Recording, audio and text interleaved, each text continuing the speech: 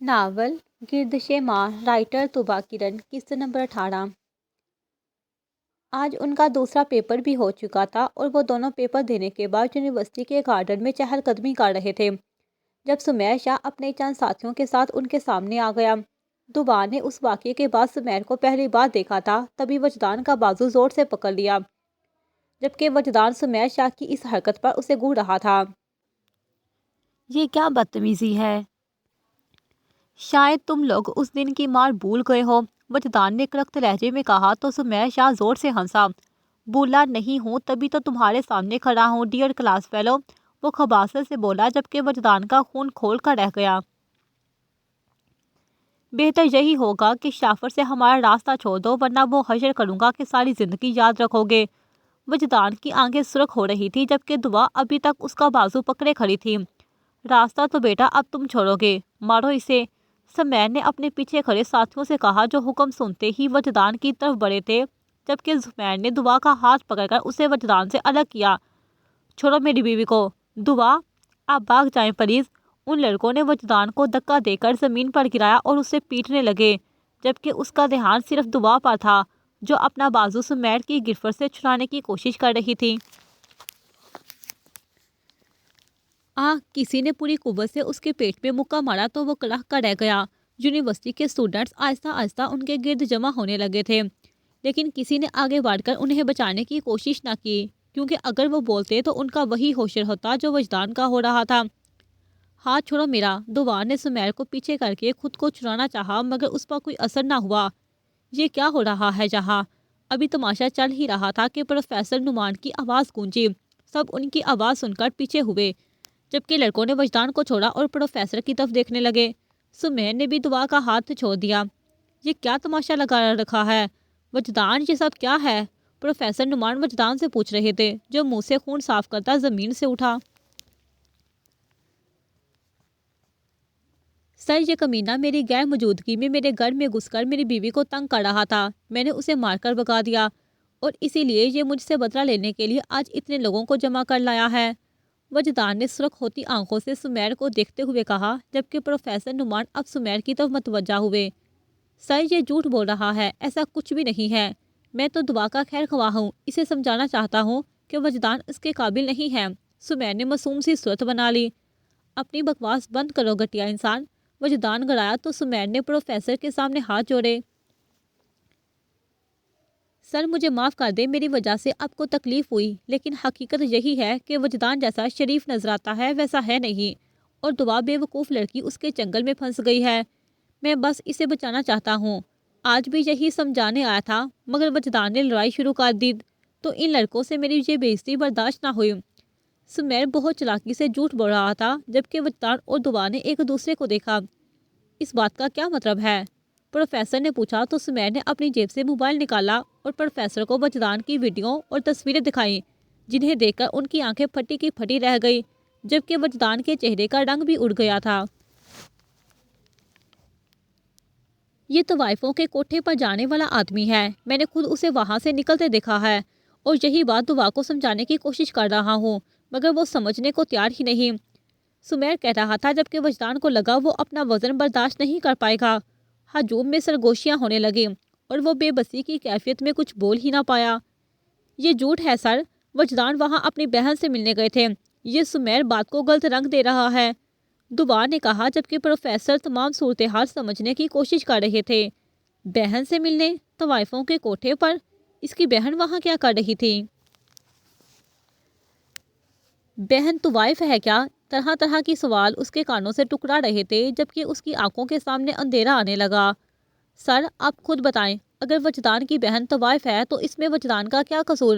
وجدان تو خود بچپن میں اس حویلی کو چھوڑ آئے تھے، دعا اب پروفیسر نعمان سے پوچھ رہی تھی، جبکہ وہ ششدر سے کھڑے تھے۔ وجدان احمد ایک طوائف کا بھائی ہے؟ مجھے آپ سے یہ امید نہیں تھی وجدان، پروفیسر نے افسوس سے سر ہلاتے کہا، اور اسٹوڈنٹس کو اپنی اپنی کلاسز میں جانے کا کہہ کر سٹاف روم میں چلے گئے۔ ہجوم آہستہ آہستہ ختم ہونے لگا۔ سمیر شاہ بھی چہرے پر فاتحانہ مسکراہٹ سجائے وہاں سے چلا گیا، جبکہ اس گارڈن میں صرف وہ دونوں رہ گئے تھے۔ وجدان کا سر جھکا ہوا تھا، جبکہ دعا نے اسے بازو سے پکڑ کر سہارا دیا۔ ریلیکس پلیز، چلے گھر چلتے ہیں، دعا کہہ رہی تھی جبکہ وہ خالی الذہنی کی کیفیت میں دعا کے ہمراہ پارکنگ ایریا تک آیا۔ وہ ایک بار پھر 9 برس پیچھے چلا گیا تھا۔ ارے میں پاگل ہوں جو تجھ جیسے کو نوکری پر رکھوں۔ الحمدللہ 5 وقت کا نمازی ہوں اور میری دکان پر نیک لوگ آتے ہیں۔ کیا تیرے پلیٹ ہاتھوں سے برتن دلواؤں گا؟ چل دفع ہو جا طوائف کی اولاد۔ آخر یہ تانا اس کا پیچھا کیوں نہیں چھوڑ دیتا تھا؟ ہر بار کسی نہ کسی طرح اس کا ماضی اس کے سامنے کھڑا ہوتا، جسے چاہ کر بھی بھاگا نہیں جا سکتا تھا۔ وہ دھیرے دھیرے چلتا بائک تک آیا۔ کیا آپ بائک چلا لیں گے؟ دعا نے اس کی حالت دیکھتے ہوئے فکر مندی سے پوچھا تو اس نے اپنا جھکا ہوا سر اٹھایا اور بغیر جواب دیے بائک پر بیٹھ گیا۔ اگر میں یہ کہوں کہ اس دن میں ایک بار پھر ٹوٹ گیا تھا تو غلط نہ ہوگا۔ مجھے یوں محسوس ہوا تھا کہ میں وہی بچپن والا وجی ہوں جو اپنی پہچان سے گھبراتا تھا، اور 9 سال اس پہچان سے بھاگنے کے باوجود میں اس سے جان نہیں چھڑا پایا۔ میری اتنی سالوں کی محنت پر بل میں خاک ہو گئی تھی۔ میرا دن رات محنت کے یونیورسٹی کی فیس بھرنا اور سوجی آنکھوں کے باوجود کتابوں میں گھسے رہنا بھی مجھے طوائف کی اولاد سے صرف وجدان احمد نہ بنا سکا۔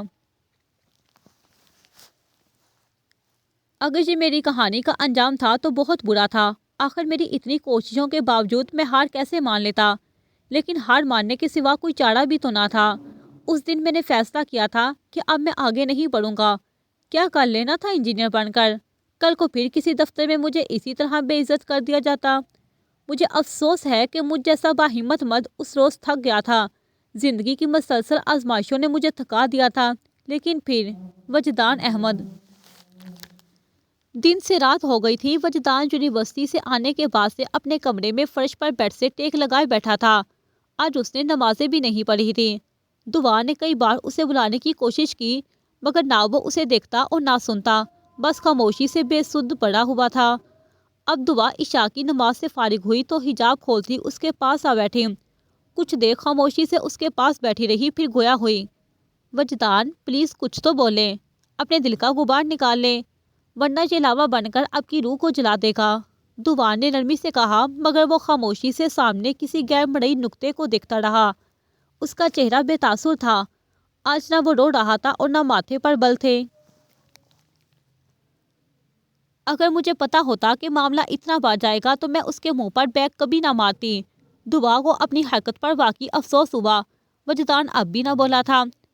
پلیز کچھ تو کہیں، میں جانتی ہوں آج جو کچھ بھی ہوا وہ ٹھیک نہیں تھا، مگر آپ ایسے ہمت نہیں ہار سکتے۔ دعا نے پھر کہا مگر وہ چپ رہا۔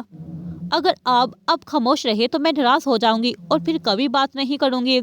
دعا کے پاس آخری حل یہی بچا تھا۔ اس کی بات پر وجدان نے پہلی بار اسے دیکھا۔ آپ بھی ناراض ہو جائیں گی؟ اس نے گویا تصدیق کرنی چاہی۔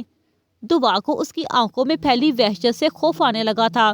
تبھی اس نے انتہائی نرمی سے وجدان کا ہاتھ اپنے دونوں ہاتھوں میں لیا۔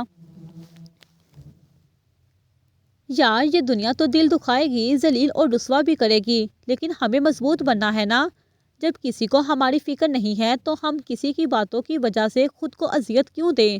دعا نے اسے سمجھانے کی کوشش کی۔ دیکھیں وجدان، جو آپ سے سچی محبت کرتا ہوگا وہ آپ کے خاندان کے بارے میں جان کر بھی آپ کو نہیں چھوڑے گا، اور جو یہ حقیقت جاننے کے بعد آپ کو چھوڑ گئے وہ مخلص نہیں تھے۔ اسے چھانٹنا کہتے ہیں۔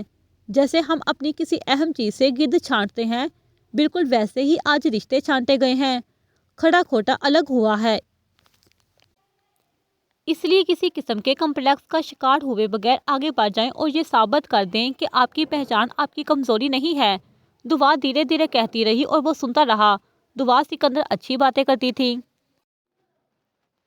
میری پہچان میری کمزوری ہے دعا، میں طوائف کی اولاد یا طوائف کا بھائی نہیں کہلوانا چاہتا، اس نے بے بسی سے ہے پر زور ڈالتے کہا۔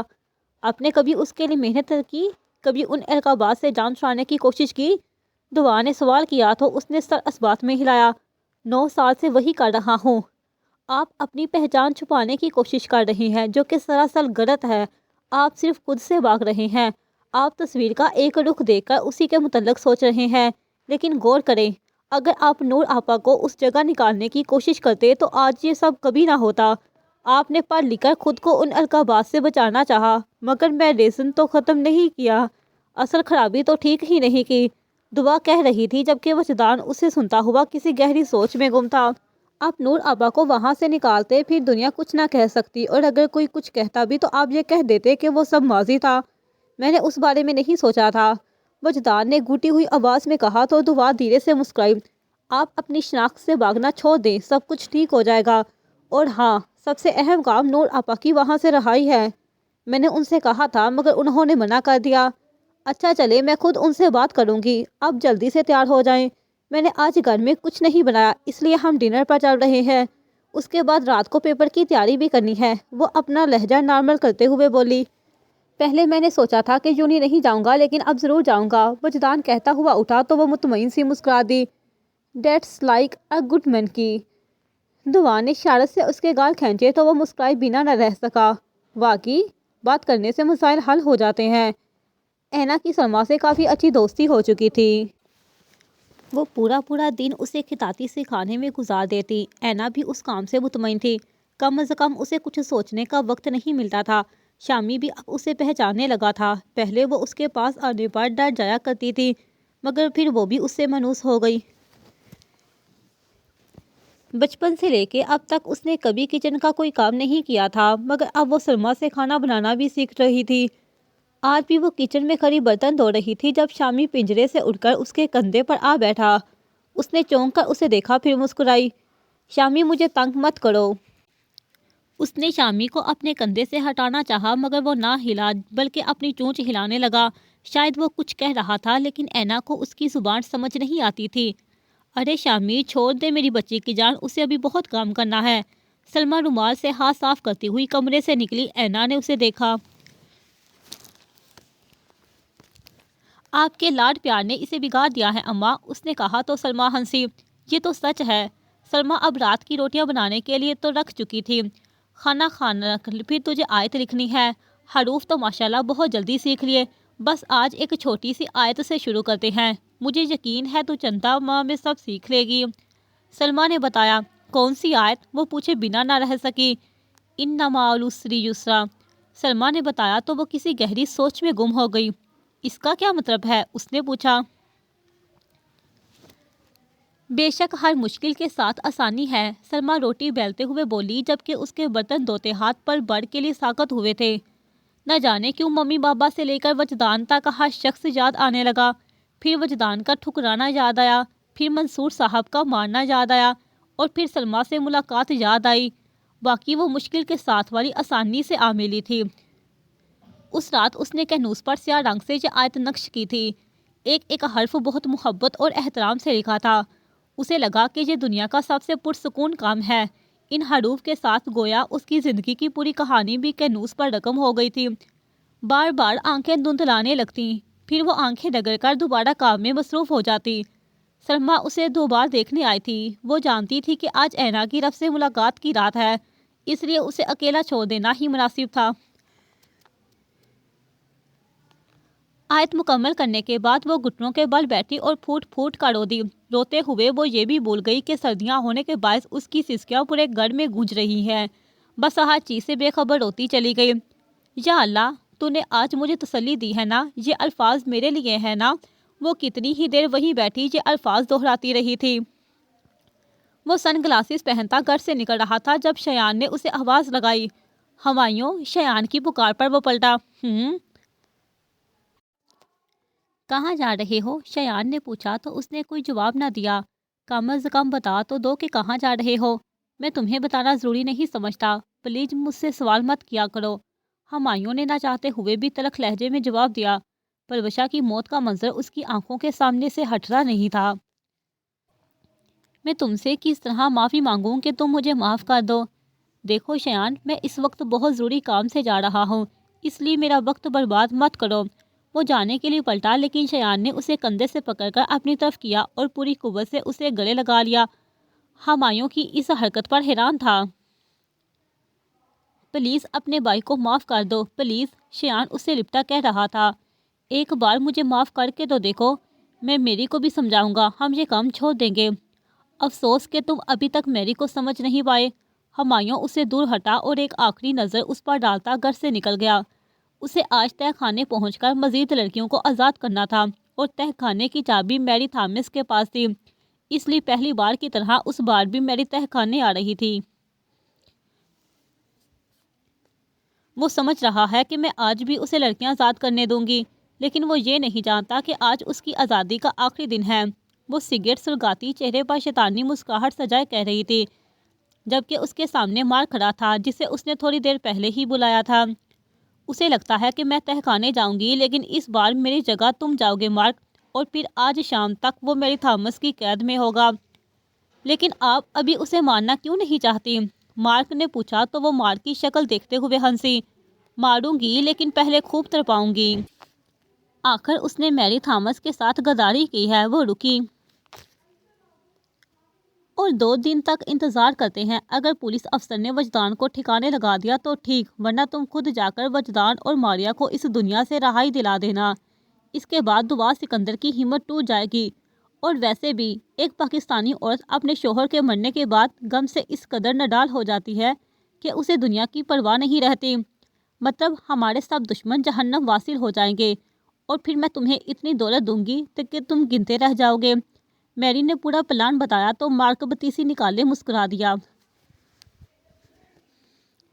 وہ دونوں ایک ریسٹورنٹ میں بیٹھے تھے۔ ان چاروں کی طرف روشنیاں ہی روشنیاں تھیں، اور آس پاس کی میزوں پر لوگ کھانے کے ساتھ اپنی اپنی باتوں میں مگن تھے، جبکہ وہ دونوں خاموشی سے کھانے کا انتظار کر رہے تھے۔ تو اس کھانے کا بل کون پے کرے گا؟ وجدان نے ایک بار پھر مینیو کارڈ پر ڈشز کے آگے لکھی گئی قیمت پر نگاہ ڈالتے ہوئے پوچھا تو دعا مسکرائی۔ آپ اور کون؟ اس نے شرارت سے کہا تو وجدان اسے دیکھ کر رہ گیا۔ لے کر آپ آئی ہیں میڈم، تو اصولاً بل آپ کو ہی پے کرنا چاہیے۔ وجدان نے مینیو واپس رکھا، تبھی ویٹر ان کی میز پر کھانا لگانے لگا تو وہ دونوں خاموش ہو گئے۔ ویسے آپس کی بات ہے وجدان، میں پہلی بار کسی ریسٹورنٹ میں کھانا کھانے لگی ہوں۔ پردے کی وجہ سے کبھی باہر کھانا کمفرٹیبل نہیں لگتا۔ دعا نے اب اصل پریشانی بیان کی تو وجدان نے بھی چونک کر اسے دیکھا۔ ارے ہاں، خیر چلے، آپ سب کچھ کر سکتی ہیں، نقاب کے نیچے سے کھا لیں۔ وجدان نے آسان حل پیش کیا۔ ظاہر ہے یہی کروں گی، دعا نے کہا اور کھانا کھانے لگی، جبکہ وجدان نے بھی کھانا شروع کیا۔ آپ دیکھیے گا، ایک دن میں کوئی 5 اسٹار ریسٹورنٹ بک کروا کر آپ کو ڈنر کرواؤں گا، پھر آپ کو نقاب کے نیچے سے نہیں کھانا پڑے گا۔ وجدان اس کی پریشانی دیکھتے ہوئے اسے بچوں کی طرح تسلی دے رہا تھا۔ دعا کو اس پر بے انتہا پیار آیا۔ انشاءاللہ، اس نے سچے دل سے کہا تھا۔ کھانا کھانے کے بعد وجدان نے بل دیا اور پھر وہ دونوں گھر آ گئے۔ باہر جانے کا فائدہ یہ ہوا تھا کہ وجدان کا موڈ بہتر ہو گیا تھا۔ دعا تو آتے ساتھ پڑھنے بیٹھ گئی، مگر وجدان کا پڑھنے کا ارادہ نہ تھا، اس لیے وہ سونے کے لیے لیٹ گیا۔ میں باہر بیٹھ کر پڑھ لیتی ہوں، آپ سو جائیں، دعا نے اس کی سہولت کے لیے کہا تو اس نے فوراً نفی میں سر ہلایا۔ میں آپ کو ایک لمحے کے لیے بھی اکیلا نہیں چھوڑ سکتا، اس لیے یہیں بیٹھ کر پڑھ لیں۔ لیکن آپ کو تو لائٹ میں نیند نہیں آتی نا، اس نے یاد دہانی کروائی۔ آ جائے گی، آپ بس یہی میرے پاس بیٹھ کر پڑھائی کریں۔ وجدان نے اصرار کیا تو اس نے اپنا بیگ اٹھایا اور صوفے پر جا بیٹھی۔ میں نے کہا ہے میرے پاس بیٹھ کر پڑھیں۔ وجدان نے اپنی بات پر زور دیا تو وہ جو بیگ سے کتاب نکال رہی تھی اس کی طرف دیکھنے لگی۔ آپ کے پاس ہی ہوں وجدان، کیا ہو گیا ہے آپ کو؟ دعا کو واقعی اس کی حالت سمجھ نہیں آ رہی تھی۔ وجدان جو لیٹا ہوا تھا اس کی بات سن کر بیٹھا۔ میں دن بدن آپ کو لے کر حساس ہوتا جا رہا ہوں، اور اس میں میرا کوئی اختیار نہیں ہے، اس لیے خاموشی سے یہاں آ کر بیٹھ جائیں۔ دعا نے سنجیدگی سے کہا تو اور کتابیں اٹھاتی بیڈ پر بیٹھ گئی۔ وہ بھی اس کے آنے کے بعد کچھ کہے بنا آنکھوں پر بازو رکھے لیٹ گیا، جبکہ دعا بار بار کتاب سے نظر ہٹا کر اسے دیکھتی جو روشنی میں نیند نہ آنے کی وجہ سے کروٹیں بدل رہا تھا۔ وہ چاہ کر پڑھائی پر دھیان نہ دے سکی، اس لیے کچھ دیر بعد کتابیں بستے میں ڈالتی سونے کے لیے لیٹ گئی۔ لیٹ کر اس نے بتی بجھائی اور چاند کی ہلکی روشنی میں وجدان کا چہرہ دیکھنے لگی، جو اس کی طرف رخ کیے سو چکا تھا۔ وہ کتنی ہی دیر خاموشی سے اسے دیکھتی رہی، پھر اس کا بیڈ پر رکھا ہاتھ تھام کر اپنے چہرے پر رکھا اور نم آنکھوں سے مسکرائی۔ میں آپ کو کبھی نہیں بتاؤں گی کہ میں آپ کے لیے کیا محسوس کرنے لگی ہوں۔ آپ کہتے ہیں کہ آپ دن بدن میرے لیے حساس ہونے لگے ہیں، لیکن آپ نہیں جانتے کہ میں آپ کے لیے کتنا حساس ہوتی جا رہی ہوں۔ آپ نے کتنی آسانی سے محبت کا اظہار کر دیا تھا، اور میں ابھی تک آپ سے یہ کہہ ہی نہیں پائی کہ میری روح میں آپ کی محبت میں بری طرح گرفتار ہو چکی ہے۔ وہ دھیمی آواز میں گویا سرگوشی کر رہی تھی، پھر اس نے آنکھیں بند کر لیں۔ جبکہ وجدان نے آنکھیں کھول کر اس کا چہرہ دیکھا جس پر وہ اس کا ہاتھ رکھ کر سکون سے آنکھیں بند کر چکی تھی۔ وہ بچپن سے ہی نیند کا کچا تھا اور آج تو دعا کا لمس محسوس کرتے ہی جاگ گیا، لیکن جان بوجھ کر آنکھیں بند کیے لیٹا رہا۔ اور یہ میری زندگی کی سب سے حسین رات ہے، اس نے دعا کو دیکھتے ہوئے دل میں سوچا اور اپنا ہاتھ اس کی گرفت سے چھڑائے بغیر آنکھیں بند کر لیں۔ تقریباً 10 منٹ پر وہ مطلوبہ عمارت کے سامنے کھڑا تھا۔ ڈسٹ واچ پر نگاہ ڈالتے وہ اندر داخل ہو گیا، لیکن توقع کے برعکس اندر میری تھامس نہیں تھی۔ اس نے گلاسز اتار کر ارد گرد دیکھا لیکن میری تھامس نہیں تھی۔ نخوبہ سے سر ہلاتے اپنی جیب سے فون نکالا تاکہ میری کو فون کر سکے۔ سوچتے ہوئے اس نے میری کا نمبر ڈائل کیا اور فون کان سے لگا لیا۔ ہیلو میری جان، دوسری طرف سے میری کی آواز سنائی دی۔ اس نے کچھ کہنے کے لیے منہ کھولا لیکن اس سے پہلے ہی کسی نے پیچھے سے اس کے سر پر زوردار وار کیا۔ اس کا موبائل ہاتھ سے چھوٹ کر نیچے گر گیا۔ اس کے سر میں درد کی لہریں دوڑ رہی تھی۔ وہ دونوں ہاتھوں سے سر پکڑے لڑکھڑایا اور زمین پر گر گیا۔ ہاں ہاں ہاں، مارک پتھر دور پھینکتا وحشیانہ انداز میں ہنسا، جبکہ ہمایوں نے اپنے ہاتھوں کو دیکھا جو خونو خون ہو چکے تھے۔ مما میں تمہیں نہیں چھوڑوں گا، وہ بمشکل سے چند لفظ ادا کر پایا۔ پہلے خود کو تو سنبھال لے ہمایوں سر، مارک نے طنزیہ لہجے میں کہا اور اسے پاؤں سے ٹھوکر ماری۔ وہ چند لمحے انتہائی تکلیف میں رہنے کے بعد دنیا جہاں سے بے خبر ہو گیا، جبکہ اس عمارت کے نیچے بنے تہ خانے میں موجود لڑکیاں اس کا انتظار کرتی رہ گئی، کیونکہ 2 لڑکیوں کو آزاد کرنے کے بعد ہمایوں ملک نے ان کے اندر امید پیدا کر دی تھی۔ زندگی مجھے ہر بار حیران کر دیتی ہے اور اس روز بھی میرے ساتھ یہی ہوا۔ میرے وہم و گمان میں بھی نہیں تھا کہ میری تھامس میرے ساتھ یہ سلوک بھی کر سکتی ہے۔ ہاں، غلطی میری ہی تھی۔ میری اپنی بے وقوفی کی وجہ سے میری کی قید میں آ چکا تھا۔ اپنی آنکھیں بند کرنے سے پہلے مجھے محسوس ہوا تھا کہ میں نے موت کو دوسری بار بہت قریب سے دیکھا ہے۔ ہمایوں ملک، قرۃ العین بچے، وہ گہری نیند میں تھی جب اس کے کانوں سے سلمیٰ کی آواز ٹکرائی، لیکن اس نے آنکھیں نہ کھولیں بلکہ کچھ بڑبڑانے لگی۔ ممی پلیز کچھ دیر اور سونے دے، پلیز ممی، وہ نیند میں بول رہی تھی، جبکہ سلمیٰ نے وال کلاک پر نظر ڈالی جس پر 3 بجنے کے قریب تھے۔ اینا فجر کی نماز پڑھنے کے بعد سوئی تھی اور اب تک نہیں جاگی تھی۔ قرۃ العین میری شہزادی اٹھ جا، دیکھ ظہر کی نماز کو دیر ہو رہی ہے۔ سلمیٰ نے اس کے سرہانے بیٹھتے ہوئے ایک بار پھر اسے جگانے کی کوشش کی تو اب کی بار وہ کچھ کہتے ہوئے اچانک اٹھی۔ نہیں مت مارو مجھے، بہت درد ہو رہا ہے، مت مارو۔ وہ گڑبڑا کر اٹھی، پورا چہرہ پسینے میں شرابور تھا۔ سلمیٰ نے اسے سینے سے لگایا۔ کوئی نہیں ہے، کوئی نہیں مار رہا، وہ اسے تسلی دے رہی تھی، جبکہ اینا اس کے سینے سے لگی گہرے گہرے سانس لینے لگی۔ اف، وہ جاگتے ہوئے ان واقعات کو یاد کرنے سے گریز کرتی تھی تو یہ نیند میں آ کر اسے کیوں پریشان کرتے تھے؟ اس نے بے بسی سے سوچتے ہوئے اپنے آنسو صاف کیے۔ نہ میری بچی، اب تجھے کوئی نہیں مارے گا، سلمیٰ اس کا سر تھپکتے کہہ رہی تھی، جبکہ وہ کچھ دیر بعد اس سے الگ ہوئی۔ میں اسے سمجھ نہ آئی کہ وہ کیا کہے۔ میں آج تجھ سے تیرے ماضی کے بارے میں سب کچھ پوچھوں گی، لیکن پہلے تو نماز پڑھ لے، سلمیٰ نے کہا تو وہ بنا کچھ کہے بنا جوتے پہنتی اٹھ گئی۔ نہ جانے ان یادوں سے پیچھا چھڑانا اتنا مشکل کیوں ہوتا ہے۔ صبح کھڑکی سے آتی سورج کی روشنی نے اس کی آنکھ کھول دی۔ اس نے کروٹ بدلنا چاہی مگر اپنا ہاتھ دعا کی گرفت میں دے کر ٹھہر گیا۔ اسے حیرت ہوئی کہ دعا ساری رات اسی حالت میں سوئی رہی ہے۔ آپ کی بھی حد ہے مس دعا سکندر، مسکراتے ہوئے اس نے دھیرے سے اپنا ہاتھ اس کی گرفت سے نکالا اور آرام سے بیڈ سے نیچے اتر گیا۔ اگر اب میں کہوں گا کہ آپ پوری رات میرا ہاتھ اپنے اوپر رکھے سوئی رہی ہیں تو آپ انکار کر دیں گی۔ وہ سوچتا ہوا مسلسل مسکرا رہا تھا۔ سچ تو یہ تھا کہ دعا کے چند جملوں سے وہ ساری دنیا کے غم بھول چکا تھا۔ کچھ دیر بعد جب وہ نہا کر نکلا تب بھی دعا سو رہی تھی۔ اس نے ڈریسنگ ٹیبل کے سامنے کھڑے ہو کر اپنے بال درست کیے اور خود پر پرفیوم چھڑکا۔ ہمیشہ کی طرح وہ آج بھی جینز اور ہوڈ میں ملبوس تھا۔ ہوڈ کی ٹوپی پیچھے کمر پر لٹک رہی تھی۔ پرفیوم لگانے کے بعد اس نے بیڈ کے سائڈ ٹیبل سے اپنی گھڑی اٹھائی اور پہننے لگا، لیکن پھر اچانک کچھ سوچنے پر اس نے گھڑی پہننے کی بجائے اپنی جینز کی جیب میں ڈالی اور چہرے پر سنجیدگی لاتا دعا کی طرف بڑھا۔ دعا اٹھے، مجھے گھڑی ڈھونڈتے، اس نے پکارا تو دعا نے برا سا منہ بناتے ہوئے کروٹ بدل لی۔ اوہوں، کیا اوہوں، چلے جلدی مجھے گھڑی ڈھونڈ کر دیں، میں نے بریڈ لینے جانا ہے۔ اب کی بار وجدان نے اس کے اوپر سے کمبل اتارا تو اس نے غصے سے آنکھیں کھولی۔ یار ٹیبل پر ہی پڑی ہوگی، خود لے لیں، پلیز مجھے تنگ مت کریں۔ نہیں مل رہی تبھی آپ کو جگا رہا ہوں، ورنہ مجھے آپ کو تنگ کرنے کا کوئی شوق نہیں ہے، وجدان نے کہا تو وہ بادلے ناخواستہ اٹھ کر بیٹھی اور ہاتھ کی انگلیوں سے بال سنوارنے کی کوشش کرنے لگی۔ ویسے بیکری تک جاتے ہوئے گھڑی پہننا ضروری نہیں ہے۔ وہ اب بیڈ سے اتر کر سائڈ ٹیبل پر گھڑی تلاش کر رہی تھی۔ وجدان مسکراہٹ دبائے جان بوجھ کر خود پر سنجیدگی چڑھائے صوفے پر ٹانگ چڑھا کر بیٹھ گیا۔ یہاں بھی نہیں ہے۔ دوبار نیچے بیٹھی اب دروازے کھول کر دیکھ رہی تھی مگر گھڑی نہ ملی۔ پھر اس نے ڈریسنگ ٹیبل کی ہر چیز الٹ پلٹ دی مگر فائدہ نہ ہوا۔ وہ محظوظ سا اسے دیکھ رہا تھا۔ یقیناً اب باتھ روم میں چھوڑ آئے ہوں گے۔ وہ اسے کہتی باتھ روم گئی لیکن چند لمحوں بعد ناکام لوٹ کر اسے دیکھنے لگی۔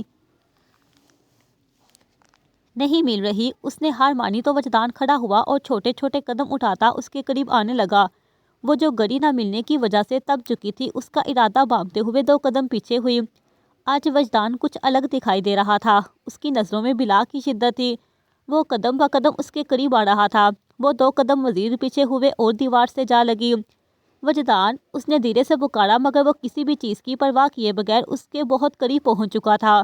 دعا نے آنکھیں بند کر کے اپنی بے قابو ہوتی دھڑکنوں پر قابو پانے کی کوشش کی مگر لگتا تھا آج وجدان احمد اس کی جان لے کر ہی چھوڑے گا۔ گھڑی نہیں مل رہی تو اس میں میرا کیا قصور ہے؟ دعا نے بے چارگی سے کہا تو وجدان کو لگا وہ رو دے گی۔ قصور تو ہے، وہ گمبھیر لہجے میں بولا تو دعا نے ایک طرف ہو کر اس کے حصار سے نکلنا چاہا مگر وجدان نے دیوار پر ہاتھ رکھ کر اس کا راستہ بند کر دیا۔ اچھا، میں پھر ڈھونڈتی ہوں، اب مل جائے گی پکا، دعا نے کہا جبکہ وہ ویسے ہی کھڑا رہا۔ پلیز مجھے جانے دے وجدان۔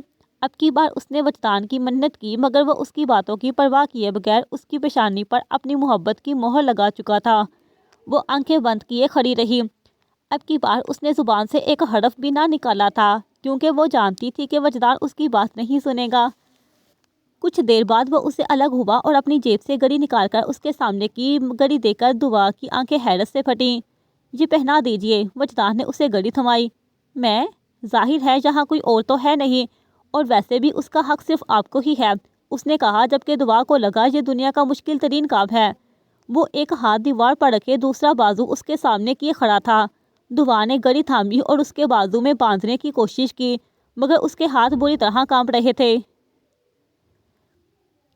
کیا ہو گیا ہے دعا؟ ایک گھڑی ہی تو باندھنی ہے، ریلیکس۔ اس نے خود کو ڈپٹا اور پھر سے بند کرنے کی کوشش کی مگر اس بار بھی عین بند کرتے ہوئے اس کا ہاتھ کانپ گیا۔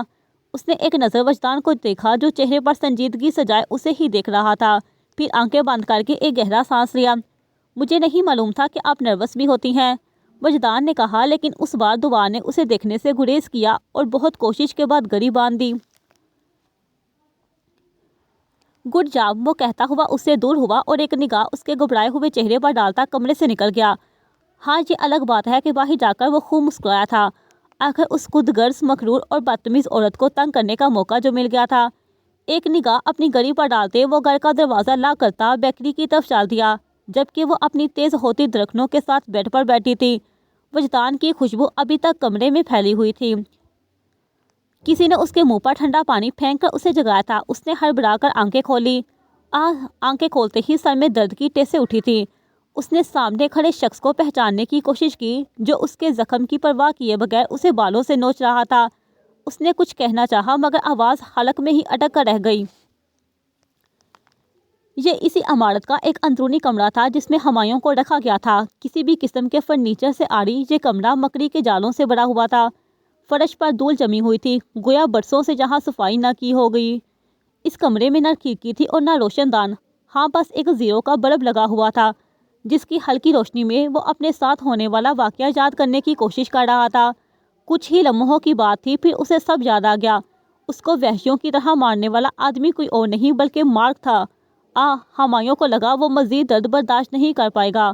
پورا جسم بری طرح دکھ رہا تھا۔ اٹھو، مارک نے اسے بازو سے پکڑ کر سیدھا کیا تو وہ بے حال سا بیٹھ گیا۔ اس سے پہلے کہ مارک مزید تشدد کرتا، چیڑ کی آواز سے کمرے کا دروازہ کھلا اور سرخ رنگ کی ملکہ فخر سے گردن تانے اندر داخل ہوئی۔ مارک نے احتراماً کھڑے ہو کر اس کا استقبال کیا اور آگے بڑھ کر دروازہ بند کر دیا۔ وہ آہستہ آہستہ چلتی ہوئی ہمایوں کے قریب آئی اور گھٹنوں کے بل زمین پر بیٹھی۔ تمہیں دیکھ کر تو مجھے ترس آ رہا ہے ہمایوں، اس نے تمسخرانہ لہجے میں کہا تو ہمایوں نے آگے بڑھ کر اس کا منہ نوچنا چاہا، مگر مارک نے اسے پیچھے دھکیلا۔ ہاں ہاں، اس وقت تم مجھے تڑپتی ہوئی مچھلی کی طرح لگ رہے ہو، اور یقین جانو مجھے اس بات پر بہت افسوس ہے۔ میری نے گردن ہلاتے ہوئے افسوس کا اظہار کیا۔ میں تمہارا حشر بگاڑ دوں گا۔ ہمایوں اس بار بے بسی کی کیفیت میں چلایا، تکلیف اور غصے کی وجہ سے اس کی آنکھوں سے پانی بہنے لگا تھا۔ اب تم زندگی بھر یہی رہو گے مسٹر ہمایوں، اور یہ رہ کر تم میرا بال بھی بیکار نہیں کر سکتے۔ میری نے اس کی بات کا اثر لیے بغیر اسے آئینہ دکھایا۔ اللہ کرے تم مر جاؤ، وہ نفرت امیز لہجے میں بولا تو میری کھلکھلا کر ہنسی۔ تمہیں مار کر ہی مروں گی مارک۔ ہمایوں سے بات کرنے کے بعد وہ مارک کی طرف متوجہ ہوئی۔ جی میم، وہ ہمتن گوش تھا۔ اس کے ہاتھ پیر زنجیروں سے باندھ کر منہ پر ٹیپ لگاؤ، اور ہاں خیال رہے کہ جاتے وقت یہ بلب بھی اتار لینا۔ میں چاہتی ہوں کہ یہ خود ہی خوف سے مر جائے تاکہ مجھے محنت نہ کرنی پڑے۔ میری حکم دیتی پیار سے اس کا چہرہ چھوتی اٹھی اور کمرے سے نکل گئی، جبکہ مارک بھی کمرے سے باہر گیا اور زنجیریں لے آیا۔ میں تم سب کو دیکھ لوں گا، چھوڑوں گا نہیں کمینوں، مر جاؤ سب کے سب، خدا غارت کرے۔ وہ چیختا ہوا خود کو مار کی گرفت سے چھڑانے کی کوشش کر رہا تھا، مگر طاقت نہ ہونے کے باعث ہل نہ سکا۔ مارک نے اس کے ہاتھ پیر جکڑنے کے بعد اس کے منہ پر ٹیپ لگائی اور مکروہ انداز میں ہنسا۔ شاید تمہیں جان کر حیرت ہو، مگر تم آج 3 دن بعد ہوش میں آئے ہو، اور اب تمہاری زندگی کے شب روز اسی قید میں گزریں گے۔ وہ اسے ٹھوکر مارتا پلٹا اور ہاتھ بڑھا کر وہ چھوٹا سا بلب بھی اتارا اور کمرے سے نکل کر دروازہ باہر سے بند کر دیا۔ کمرے میں گپ اندھیرا ہو چکا تھا۔ ہمایوں کی آنکھوں سے مسلسل آنسو بہہ رہے تھے۔ پروشا کی موت کے بعد وہ آج ایک بار پھر بے بسی کی انتہا پر تھا۔ مانا کہ میں نے بہت بڑا گناہ کیا ہے، لیکن کم از کم مجھے بتا تو دیتا کہ کہاں جا رہا ہے۔ شیان فکر مندی سے لاؤنج میں ٹہلتا ایک بار پھر ہمایوں کا نمبر ملا رہا تھا، جو پچھلے 3 دنوں سے مسلسل بند تھا۔ یار ہمایوں، پلیز فون تو آن کر لو۔ اس نے خفگی سے موبائل میز پر پٹکا اور سر پکڑ کر صوفے پر بیٹھ گیا۔ کیا ہوا ہے کشان، ایسے کیوں بیٹھے ہو؟ ابھی اسے کچھ دوری ہوئی تھی کہ میری کی آواز اس کے کونوں سے ٹکرائی۔ اس نے سر اٹھا کر اس حسینہ کو دیکھا اور کھڑا ہو گیا۔ پچھلے 3 دنوں سے ہمایوں لاپتہ ہے اور مجھے اس کی بہت فکر ہو رہی ہے، شیان نے بتایا تو میری کی آنکھیں پھیلیں۔ 3 دنوں سے؟ مگر وہ کہاں جا سکتا ہے؟ وہ اپنے چہرے پر وقتی پریشانی سجائے بولی۔ پتہ نہیں ہے، فون بھی بند ہے۔ تم فکر مت کرو، شاید وہ پاکستان چلا گیا ہو، میری نے کہا تو شیان نے سوچتے ہوئے سر اثبات میں ہلایا۔ ہاں یہ تو میں نے سوچا ہی نہیں تھا، اس نے کہا اور سامنے دیکھنے لگا، جبکہ میری کے چہرے پر مسکراہٹ آئی۔ تمہارے جیسا بے وقوف میں نے آج تک نہیں دیکھا شیان، وہ سوچ کر رہ گئی۔ اچھا چھوڑو، چلو مجھے اپنے ہاتھ کی اچھی سی کافی پلاؤ، اس کے بعد ہم مووی دیکھیں گے، کیونکہ میں آج پورا دن تمہارے ساتھ گزارنا چاہتی ہوں، میری نے پیار سے کہا تو وہ بھی مسکرا دیا۔ میڈم، منصور صاحب آئے ہیں۔ وہ آنکھوں پر بازو رکھے سستی سے لیٹی ہوئی تھی۔ جب رشیدہ نے دروازے سے سر نکال کر اسے اطلاع دی، وہ فوراً اٹھ کر بیٹھی اور پلنگ پر پڑا دوپٹہ کندھے پر ڈال کر دروازے تک آئی۔ دروازے کے اس پار منصور صاحب کھڑے تھے۔ کیا میں اندر آ سکتا ہوں؟ وہ چہرے پر دھیمی مسکراہٹ سجائے پوچھ رہے تھے۔ جی، نور بانو نے ایک طرف ہو کر انہیں اندر آنے کا راستہ دیا اور رشیدہ کو چائے کہہ کر دروازہ بند کیا۔ فرمائیے، آج حسن کی دیوی نے مجھ ناچیز کو کیسے یاد فرمایا؟ منصور صاحب نے پوچھا، جبکہ وہ اس کو دانتوں کی نمائش کرتے ہوئے زہر لگ رہے تھے۔ مگر مجبوری ایسی تھی کہ وہ کچھ کر بھی نہیں سکتی تھی۔ مجھے آپ سے ایک ضروری کام ہے، امید ہے آپ مجھے مایوس نہیں کریں گے۔ اس نے بات کا آغاز کرتے ہوئے بیڈ کے سامنے رکھے صوفے کی طرف اشارہ کیا تو منصور صاحب اس پر براجمان ہو گئے۔ جی، ہم تو آپ کو کبھی مایوس نہیں کرتے، وہ معنی خیز انداز میں بولے تو نور بانو تھوک نکلتی اس کے سامنے بیڈ پر بیٹھی۔ مجھے اپنے بھائی تک پیغام بھجوانا ہے۔ آپ کا بھائی؟ منصور صاحب چونکے تھے۔ نور نے رک کر ان کے بدلتے تاثرات دیکھے۔ جی، میرا بھائی بچپن میں یہ حویلی چھوڑ کر چلا گیا تھا، لیکن اس کے بعد وہ دوبارہ مجھ سے ملنے یہاں آیا۔ میں اب اس سے ملنا چاہتی ہوں، لیکن میرے پاس اسے پیغام بھجوانے کا کوئی راستہ نہیں ہے، اس لیے براہ کرم آپ اسے تلاش کر کے میرا پیغام پہنچا دیں۔ نور بانو نے تفصیل بتائی، جبکہ وہ حیرت میں ڈوبے اس کی شکل تک رہے تھے۔ کیا نام ہے آپ کے بھائی کا؟ ان کی آواز کہیں گہرے کنویں سے آئی تھی۔ وجدان احمد۔ نور بانو کے کہنے کی دیر تھی کہ وہ جھٹکا کھا کر کھڑے ہوئے۔ وجدان احمد؟ وہ چوڑی جسامت، دراز قد اور تیکھے نقوش والا۔ انہوں نے اس کا نقشہ بیان کیا تو نور بانو بھی حیرت میں ڈوبی اپنی جگہ سے کھڑی ہوئی۔ جی آپ اسے کیسے جانتے ہیں؟ نہیں، وہ وجدان احمد کا بھائی کیسے ہو سکتا ہے؟ کیا آپ کے بھائی کی آنکھیں گہری سیاہ ہیں؟ کیا اس کے بال ہمیشہ ماتھے پر بکھرے رہتے ہیں؟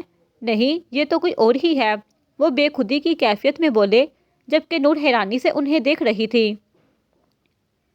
کیا اس کی بیوی کا نام دعا سکندر ہے؟ جی، لیکن آپ کیسے جانتے ہیں؟ وہ میرے گھر میں چوکیدار رہ چکا ہے۔ اگر مجھے پتا ہوتا کہ وہ آپ کا بھائی ہے تو اسے کبھی نوکری پر نہ رکھتا۔ انہوں نے دانت پیستے ہوئے کہا تو نور نے نہ سمجھی سے انہیں دیکھا۔ وہ آپ کا چوکیدار؟ یا خدا! وہ بولی۔ آپ کے پاس ان کا نمبر تو ہوگا نا، اسے فون کر کے میرا پیغام دے دے، میں آپ کا یہ احسان ساری زندگی نہیں بھولوں گی۔ اب کی بار نور بانو نے ان کی منت کی تھی۔ ٹھیک ہے، میں اسے فون کر کے کہہ دوں گا، منصور صاحب نے کہا۔ تبھی رشیدہ چائے کی ٹرے لیے کمرے میں داخل ہوئی تو ان کی گفتگو کا سلسلہ وہی ختم ہو گیا۔ جاری ہے۔